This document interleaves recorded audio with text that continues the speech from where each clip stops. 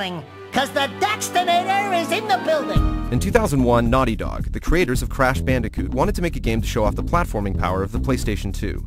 This inspiration gave birth to Jak and Daxter, the precursor Legacy, one of the first 3D free-roaming platformers.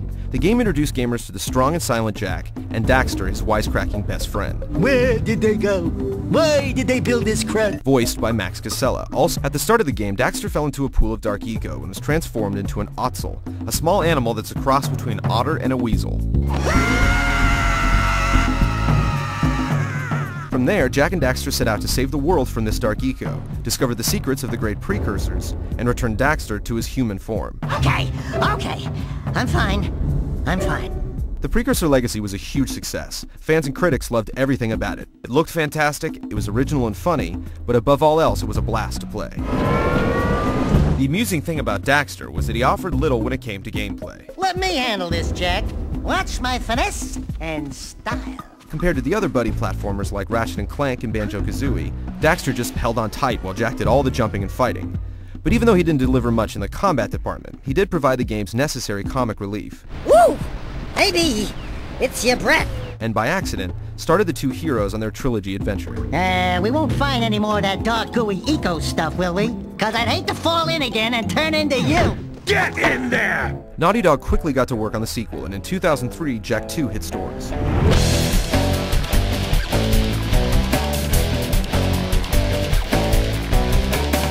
After stepping through a rift gate at the end of the Precursor Legacy, Jak and Daxter ended up in a place called Haven City, which they later discovered to be the future. Jak was immediately captured and thrown into prison. After 2 years of being a test subject, Daxter finally freed Jak, Hey buddy, you seen any heroes around here? and the dynamic duo set out to overthrow Baron Praxis, Haven's own evil tyrant. I'd like to give him a touching moment. Jak 2 surprised a lot of people, as the series had definitely grown up. Remind me not to piss you off. Jokes were more suggestive, and there was a lot more action. Naughty Dog also created an open-world environment with RPG-style elements. Jak could battle random thugs or hijack any vehicle, all of which resulted in being chased by the Crimson Guards. Jak also spoke for the first time in Jak 2. I'm gonna kill Praxis! While Daxter remained the wisecracking sidekick and even mocked Jak about his newfound voice. Sorry, he's new to the whole conversation thing. Overall, Jak 2 really upped the ante for platforming games, and it solidified Jak and Daxter's place near the top of the genre.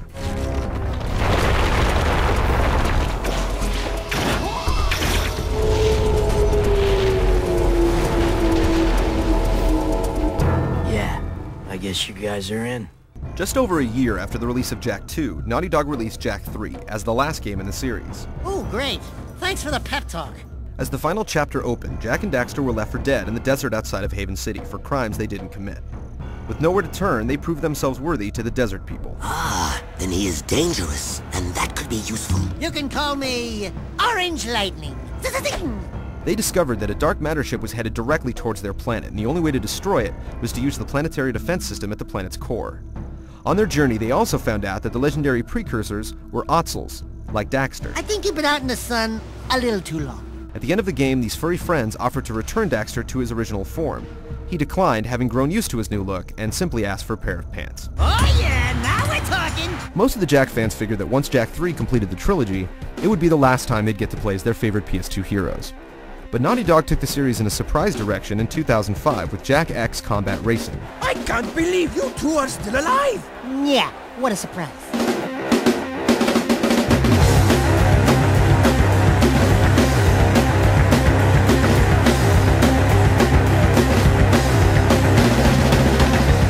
A lot of the gameplay in the groundbreaking trilogy involved fast vehicles loaded with weapons, so the transition from adventure platformer to action racer was an easy one. You ruined my story! It also retained the same attitude and sense of humor Naughty Dog veterans had come to expect, along with an outrageous storyline that only Jak and Daxter could get themselves caught up in.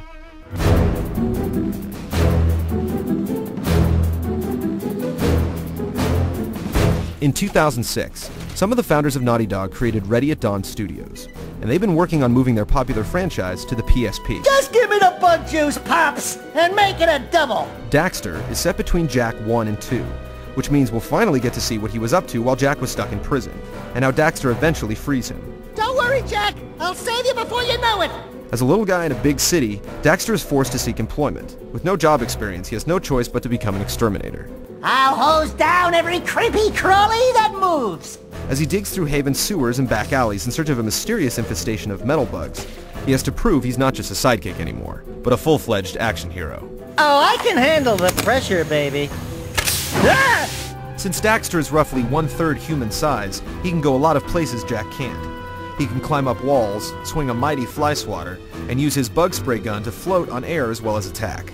Dude! And in a rare glimpse into Daxter's subconscious, the game features dream sequences that play out some of his wild and pop culture referencing fantasies. Dude! Outside of the single player, the game also has minigames and unlockable content from Jak X Combat Racing that you can upload to your PS2. Dude! While the Jak series has come a long way since it ushered in the PS2 5 years ago, Daxter is a new addition to the series. Alive and kicking. Kicking butt, that is. That's simply an outstanding PSP game. It brings back old-school platforming and everything fans love about the franchise. Solid level design, lots of vehicles, and of course, Daxter's big mouth. Suddenly they came at me from the left, so I moved to the right with a chop and a kick and a...